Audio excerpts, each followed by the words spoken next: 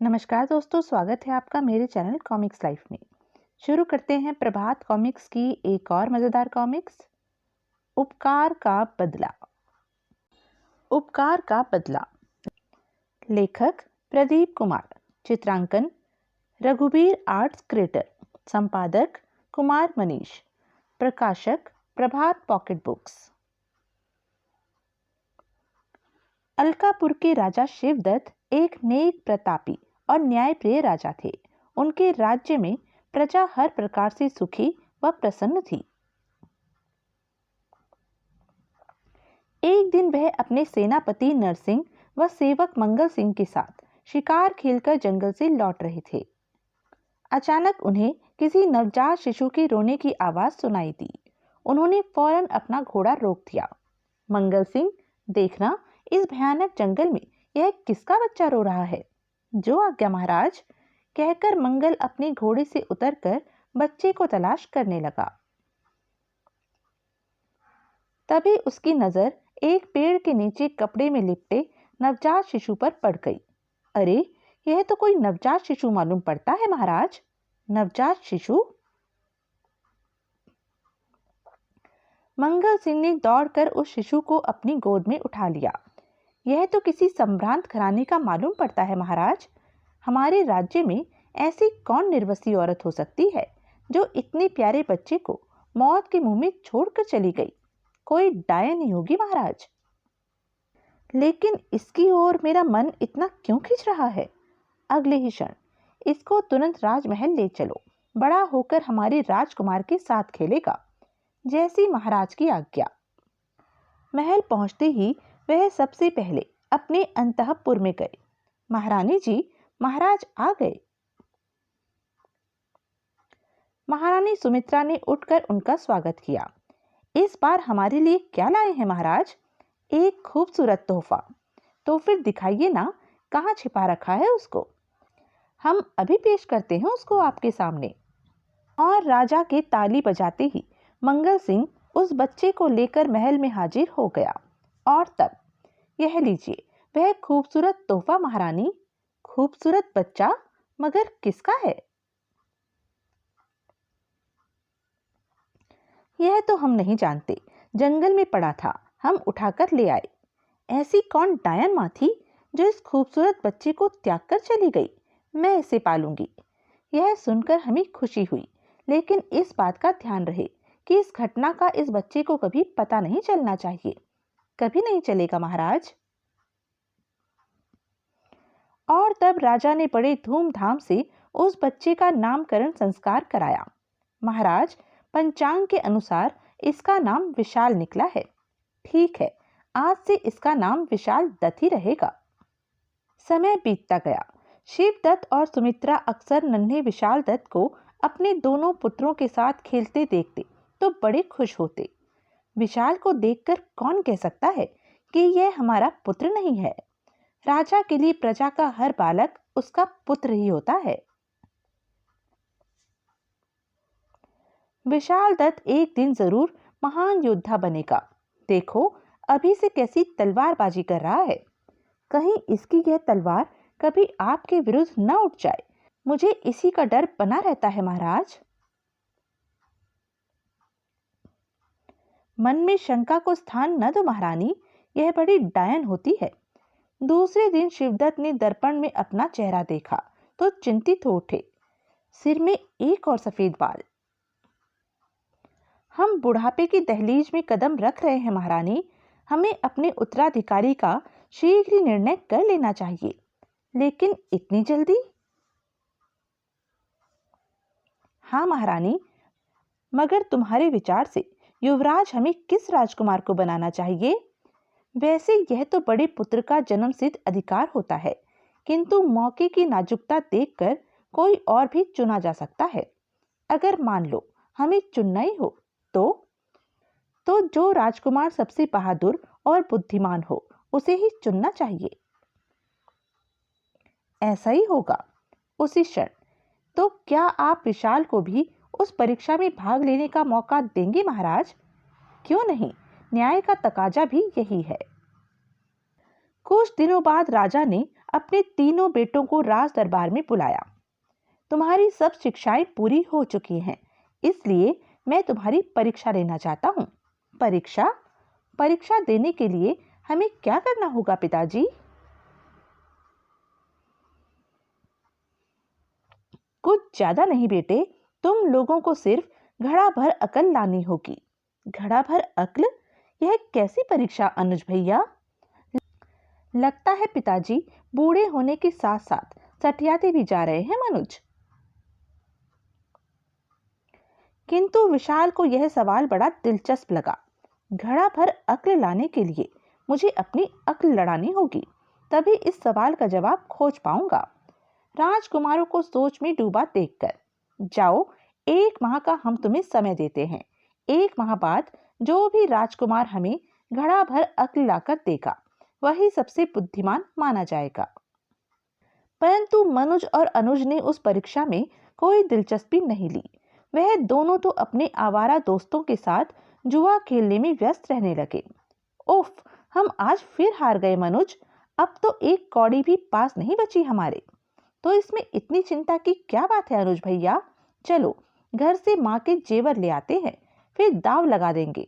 देखते हैं हम कब तक हारेंगे, कभी तो जीतेंगे। हाँ, यही ठीक है। माँ हमें मना भी नहीं करेगी, क्योंकि वह हमें विशाल से ज्यादा प्यार करती है। वह दोनों राजमहल की ओर चल पड़े। और महल में पहुंचकर, मेरे पास का सारा रुपया पैसा तुम दोनों ने जुए में गवा दिया। अब तो होश में आ जाओ बेटे। हमारे पास तुम्हारी बकवास सुनने के लिए समय नहीं है। पैसे नहीं हैं तो जेवर लाओ। उफ, यह किस जन्म की सजा दी है तुमने मुझे भगवान। इन कपूतों से तुम्हें बिना औलाद अच्छी थी। अगर यह बात महाराज को पता लग गई तो वह निश्चित इन दोनों को राजमहल से निकाल देंगे और अपना सारा राजपाट उस विशाल को दे देंगे, जिसका ना माँ बाप का पता है और ना खानदान का।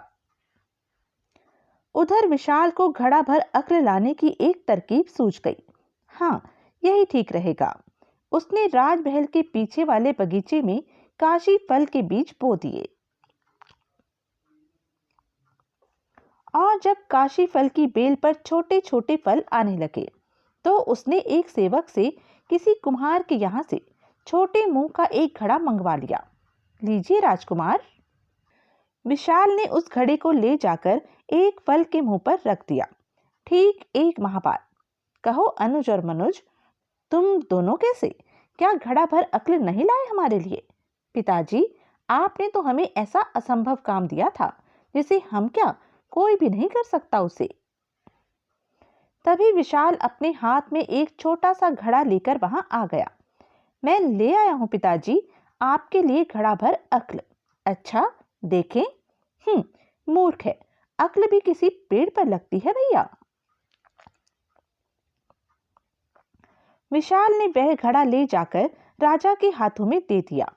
लीजिए पिताजी, लेकिन ध्यान रहे पिताजी, इसे ऐसे निकालिएगा कि घड़ा न टूटे, वरना। और जब राजा ने उस घड़े का मुंह खोलकर देखा तो चौंक पड़े। बहुत खूब बेटे, तुम वाकई अक्लमंद हो। तभी राज दरबारियों ने भी उस घड़ा भर अक्ल को देखने की अपनी इच्छा व्यक्त की। महाराज, हम भी इस घड़ा भर अक्ल को देखना चाहते हैं। हाँ हाँ, क्यों नहीं, और कोशिश करो कि बिना घड़ा तोड़े यह अक्ल बाहर निकाली जा सकती है या नहीं। और जब राज दरबारियों ने उस घड़े को देखा तो दंग रह गए। यह तो कमाल कर दिया राजकुमार ने। किस तरकीब से अक्ल को घड़े में संचित किया है, यह वाकई बुद्धिमानी का काम है। किंतु उसकी इस प्रशंसा से दोनों राजकुमार मन ही मन जल उठे और वहां से चले गए। परंतु राजा शिवदत्त बहुत प्रसन्न थे अपने विशाल को जंगल से उठाकर लाने के निर्णय पर। हमने विशाल को जंगल से लाकर कोई गलती नहीं की महारानी। लगता है अब तो यही इस राज्य का युवराज बनेगा, पर यह अपने राजकुमारों के साथ अन्याय होगा। परंतु युवराज के चुनाव की युक्ति तो तुम्ही ने हमें सुझाई थी, फिर अपने निर्णय पर तुम्हें इतना दुख क्यों? मैं दुखी नहीं हूं, मैं तो आपसे विनती कर रही हूं कि उन दोनों को परखने का एक मौका और दिया जाए। ठीक है, हम तीनों की एक परीक्षा और लेंगे। उधर अनुज और मनुज पर कोई प्रभाव नहीं पड़ा। उन्हें तो अपनी ही मस्ती से फुर्सत नहीं थी। मनुज, खाओ पियो और मौज उड़ाओ, यही जीवन है। हाँ भैया, जब भगवान का दिया सब कुछ हमारे पास है तो फिर कल की चिंता क्यों करें। तभी महारानी सुमित्रा वहां आ पहुंची। अरे मूर्खो, तुम यहाँ शराब के नशे में डूबे हो और वहां वह लावारिस विशाल तुम्हारे पिता का राजपाट पाने का जुगाड़ कर रहा है। अगर तुम दोनों ने अब भी अपने आप को नहीं संभाला तो महाराज उसी अनाथ को तुम्हारा नाथ बना देंगे। तो फिर क्या करें हम? खत्म कर दें उसको? मैंने ऐसा कब कहा? सिर्फ अपनी अक्ल से अपने आप को युवराज बनने के योग्य साबित करो। इसीलिए मैंने तुम्हें एक मौका और दिलवाया है। माँ ठीक कहती है अनुज भैया, हमें पिताजी की परीक्षा में किसी न किसी तरह सफल होना ही होगा। ठीक है, वक्त आने पर देखा जाएगा। इस वक्त तुम जाओ और हमें मौज मनाने दो। कुछ दिनों बाद राजा ने अपने तीनों पुत्रों को राज दरबार में बुलाया। देखो बच्चों, उस टोकरियों में कजली है और मुंह बंद सुराहियों में पानी। तुम्हें इन बंद टोकरियों को खोले बिना ही इनमें कजली निकाल कर खानी होगी और इन बंद सुराहियों से पानी निकालकर पीना होगा। पर ध्यान रहे, कोई भी सुराही टूटने ना पाए। मुझे तो लगता है भैया कि पिताजी सचमुच पागल हो गए हैं। क्या बेतुकी बातें कर रहे हैं, और पागल के साथ पागल बनना बेवकूफी है। ठीक है, तुम लोग अपने अपने कमरों में जाकर कोशिश करो और थोड़ी देर बाद मुझे बताओ कि क्या हल निकाला तुमने। तीनों राजकुमार अपने अपने कमरों की ओर चल पड़े। मनुज के कमरे में, यह पागलपन का काम मुझसे नहीं होगा। तभी, यह हो ही नहीं सकता मनुज, फिर क्यों व्यर्थ में अपना दिमाग खपाएं। चलो जुआ खेलने चलते हैं।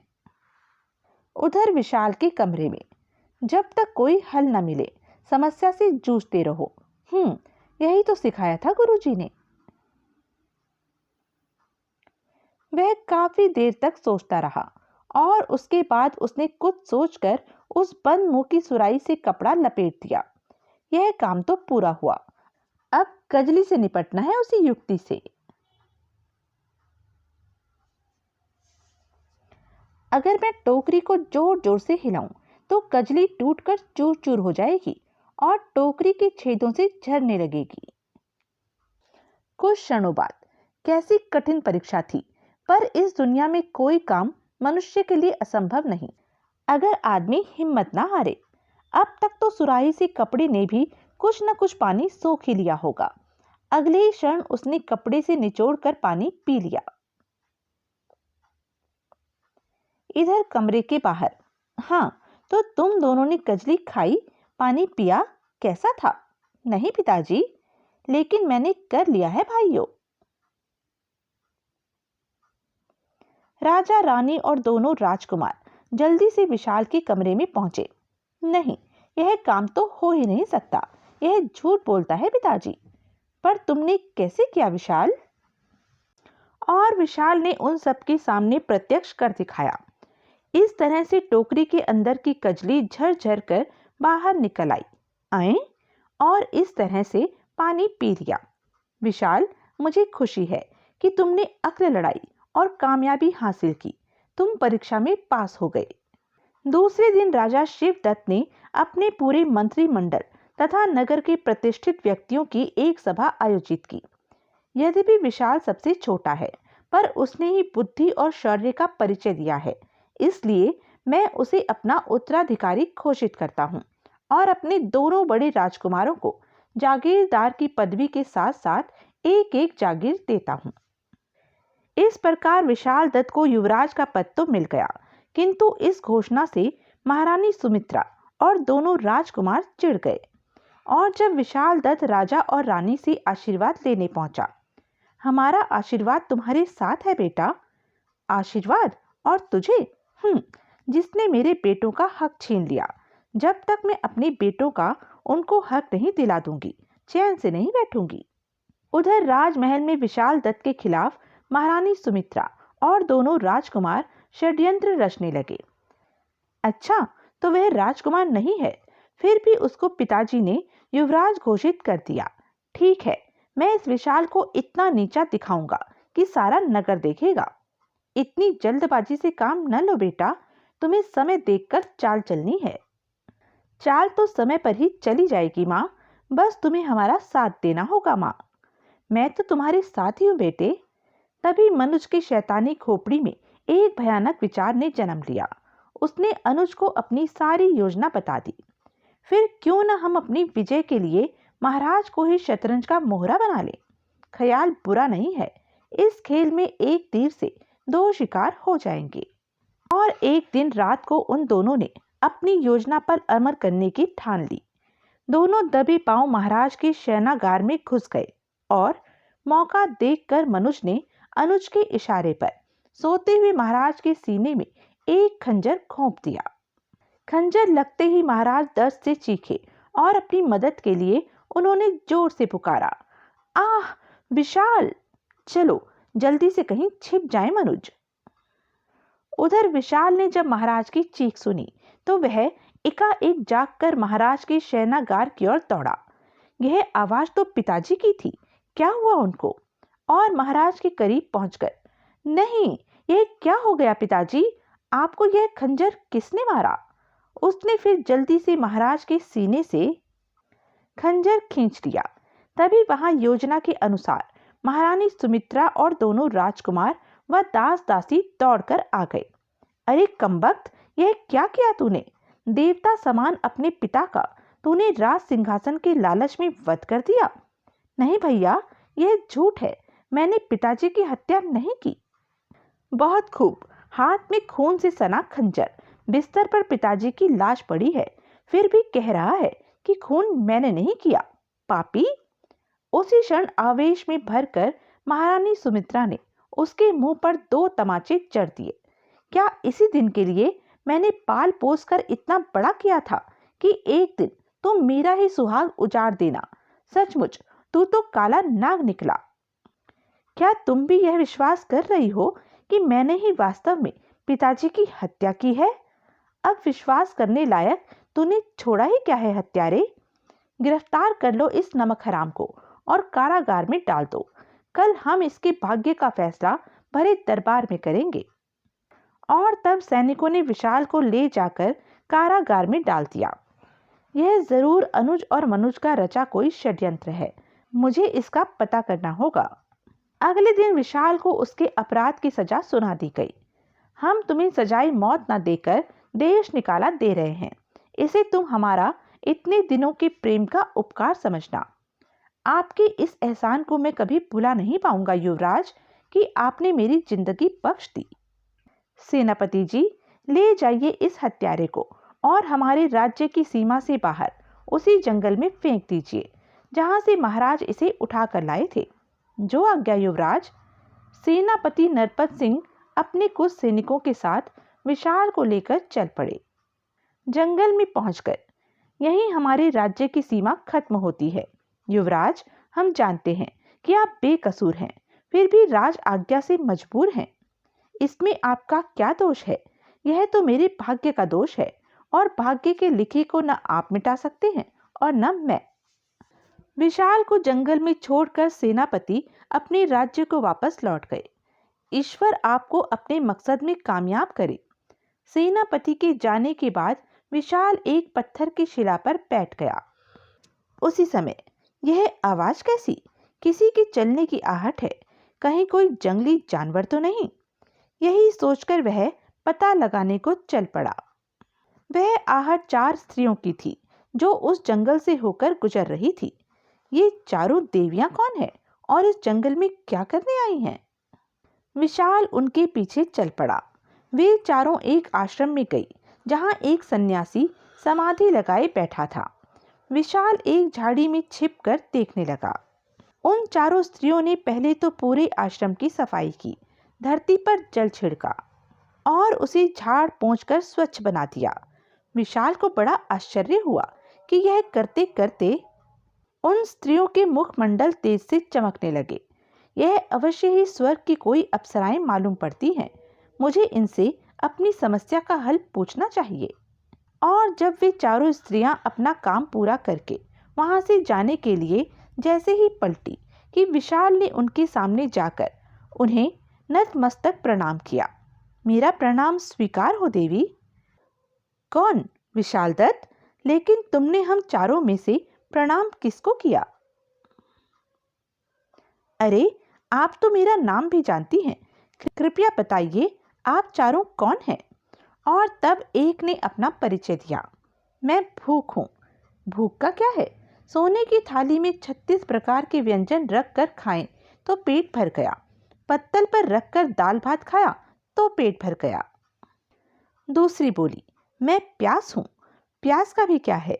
सोने के पात्र में पानी भरकर पिया तो प्यास बुझ गई, और हाथों में पानी भरकर पी लिया तो प्यास बुझ गई। तीसरी ने कहा, मैं नींद हूँ। नींद का क्या है? मखमल के बिस्तर पर सोए तो नींद आ गई, और जमीन पर ही लेट गए तो नींद आ गई। अंत में नंबर आया चौथी का। मैं आस हूँ। आस पर तो यह दुनिया टिकी है। हर आदमी किसी न किसी आस पर जीता है। इसलिए देवी तुम्हें शत शत प्रणाम करता हूँ। उसकी बात सुनकर पहली तीनों स्त्रियां चिढ़कर एकाएक लोप हो गई। सिर्फ आस रह गई। मुझे तुम्हारी समस्या पता है विशाल दत्त, पर तुम्हारी उस समस्या को केवल चिंतामणि मुनि ही हल कर सकते हैं। इसलिए तुम उनकी सेवा करो, वह तुम्हारा कल्याण कर देंगे। कहकर वह स्त्री अचानक वहां से लोप हो गई। विशाल वहां से आश्रम की ओर चल पड़ा। आश्रम में पहुंचकर विशाल चिंतामणि मुनि की सेवा में जुट गया। रोज सुबह शाम वह आश्रम की झाड़ू लगाता, नदी से पानी भरकर लाता, और समय मिलने पर उनके सामने हाथ जोड़कर आंखें मूंदकर बैठ जाता। एक दिन सूरज की पहली किरण फूटने के साथ ही मुनि राज की समाधि टूटी। क्या चाहते हो वत्स? अपनी समस्या का समाधान मुनिराज। ओह, तो तुम अपने पिता की हत्या का राज जानना चाहते हो, लेकिन उसके लिए तुम्हें कूटनीति से काम लेना होगा। एक सन्यासी का वेश धारण कर मनुज को अनुज के खिलाफ भड़काना होगा, तभी सारा भेद खुल जाएगा। वैसे हत्या मनुज ने की है, पर हत्या के षड्यंत्र में अनुज और महारानी सुमित्रा भी शामिल थी। ठीक है महाराज, आप जैसा कहते हैं मैं वैसा ही करूंगा। मुझे आशीर्वाद दीजिए। जाओ, ईश्वर तुम्हारा कल्याण करेगा। इधर महाराज शिवदत्त की मृत्यु के बाद जब अनुज राज सिंहासन पर बैठा तो उसके मन में मनुज के प्रति द्वेष भाव समा गया। अतः उसने मनुज को वैशाली गण राज्य का गणपति बनाकर अपने से दूर कर दिया। तभी एक दिन अचानक विशाल सन्यासी का वेश धारण कर उसके दरबार में जा पहुंचा। अहो भाग्य सन्यासी, तुम सही समय पर पधारे।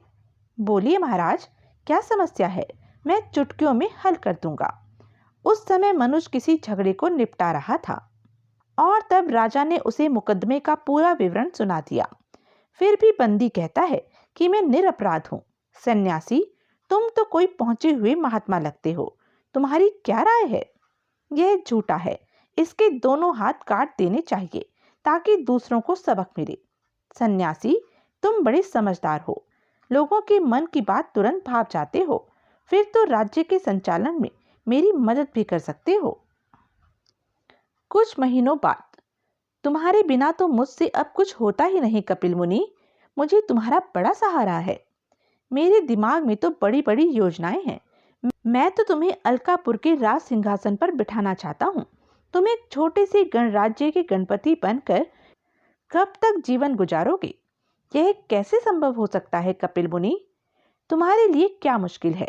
पहले भी तो तुमने हत्या की, इल्जाम विशाल पर लगाया, और फायदा अनुज ने उठाया, तुम्हें बेवकूफ बनाकर। यह सन्यासी शायद ठीक कहता है। योजना भी मैंने बनाई और हत्या भी मैंने की, लेकिन अनुज कितना स्वार्थी निकला। उसने मुझे दूध की मक्खी की तरह निकाल फेंका। यह समय सोचने का नहीं है मनुज। जीवन क्षणभंगुर है। उठो, कहीं देर न हो जाए। वैसे मैं ठहरा सन्यासी, मैं भला तुम्हें रणनीति क्या सिखाऊंगा? ऐसा ही होगा। सन्यासी संतुष्ट होकर वहां से चला गया, क्योंकि उसे मालूम था कि तीर ठीक निशाने पर बैठा है। उधर अलकापुर के राज्य में एक दिन, महाराज, राजगृह में एक तपस्वी पधारे हैं और आपसे तुरंत मिलना चाहते हैं। तपस्वी? अनुज तुरंत उस तपस्वी से मिलने राजगृह की ओर चल पड़े और राजगृह पहुंचकर, मैं आपकी क्या सेवा कर सकता हूं महाराज? सेवा तो हम तुम्हारी करने आए हैं अनुज। आज की रात तुम्हारे जीवन पर बड़ा भारी संकट आने वाला है। तुम्हारा भाई तुम्हारी जान लेना चाहता है। यह झूठ है, मेरा भाई कभी ऐसा नहीं सोच सकता। अगर मेरी बात गलत निकले तो सुबह होते ही मेरा सिर कलम करा देना अनुज, मैं उफ तक नहीं करूंगा। ठीक है, हमें तुम्हारी शर्त मंजूर है। आज की रात तुम हमारे मेहमान हो। और उसी रात जब अनुज गहरी नींद का बहाना किए अपने शयनागार में लेटा हुआ था कि अचानक एक साया अपने हाथ में तलवार लेकर धीरे धीरे उसकी ओर बढ़ने लगा। जैसे ही उसने अनुज के ऊपर वार करना चाहा कि उसका पीछा करते सैनिकों ने उसे तुरंत पकड़ लिया। कौन हो तुम बदमाश? रोशनी जलाओ। और जब अपनी हत्या करने वाले व्यक्ति को अनुज ने देखा तो हैरान रह गया। कौन? मनुज, मेरा भाई? लेकिन महाराज, यह जघन्य अपराधी है, इन्हें उचित दंड मिलना ही चाहिए। तुम्हें क्या चाहिए मनुज, जिसके लिए तुम मेरी हत्या करना चाहते हो? आधा राजपाट, तुरंत, बस आधा राजपाट। मगर किस लिए? मैंने तुम्हें वैशाली का गणराज्य दे दिया, यह क्या कम है? वैसे तुम्हें तो फांसी मिलनी चाहिए थी महाराज शिवदत्त की हत्या के अभियोग में। तभी वहां अन्य लोगों के साथ वह सन्यासी भी वहां आ पहुंचा। बहुत खूब, महाराज की हत्या का षड्यंत्र तो तुमने और महारानी सुमित्रा ने रचा था, तब मैंने हत्या की थी। उस हत्या के तो तुम दोनों भी दोषी हो।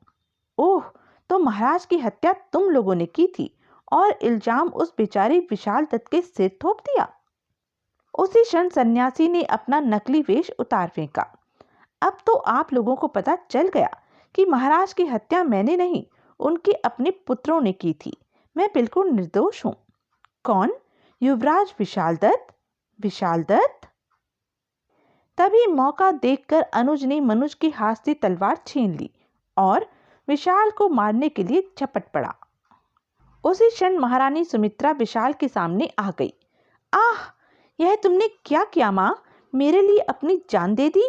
महारानी जी! और तलवार उनके सीने में घुसती चली गई। मैंने तो अपने पाप का प्रायश्चित किया है बेटे, मुझे माफ कर देना। ऐसा न कहो मां, इस धरती पर मां से ज्यादा महान कौन है? तुमने मुझे जन्म नहीं दिया तो क्या हुआ? तुम्हारे लालन पालन करने का कर्ज तो मेरे ऊपर है, मैं तुम्हें मरने नहीं दूंगा। उसी समय मौका पाकर अनुज और मनुज ने जैसे ही वहां से भागना चाहा। गिरफ्तार कर लो इन दोनों दुष्टों को। इनमें एक पिता का हत्यारा है और दूसरा अपनी माता का। जो आज्ञा सेनापति। सैनिकों ने दोनों राजकुमारों को बंदी बना लिया। दोनों को कारागार में डाल दो। और जब सैनिक उन दोनों को ले जाने लगे, ठहरो, इन दोनों को छोड़ दो। लेकिन युवराज, ये दोनों हत्या के दोषी हैं। मेरी आज्ञा नहीं सुनी तुम लोगों ने? इन दोनों को छोड़ दो, हमने इन्हें माफ कर दिया। जो आज्ञा युवराज। और दोनों राजकुमार छोड़ दिए गए। हमें माफ कर दो भाई, हम पापी हैं। मैंने भी आज तुम्हें माफ कर तुम्हारे स्नेह की कीमत चुका दी। अब तुम दोनों अपने अपने गणराज्य में चले जाओ, जो पिताजी ने तुम्हें दिए थे। माँ मेरे साथ रहेगी। अगले दिन जब विशाल दत्त अलकापुर के राज सिंहासन पर राजा की हैसियत से आसीन हुआ। राजा विशाल दत्त की जय हो, राजमाता सुमित्रा की जय हो। तो यह थी प्रभात कॉमिक्स की एक मज़ेदार कॉमिक्स। ऐसी ही मज़ेदार कॉमिक्स के लिए बने रहें मेरे साथ। और हाँ, मेरे चैनल को लाइक, शेयर और सब्सक्राइब करना ना भूलें।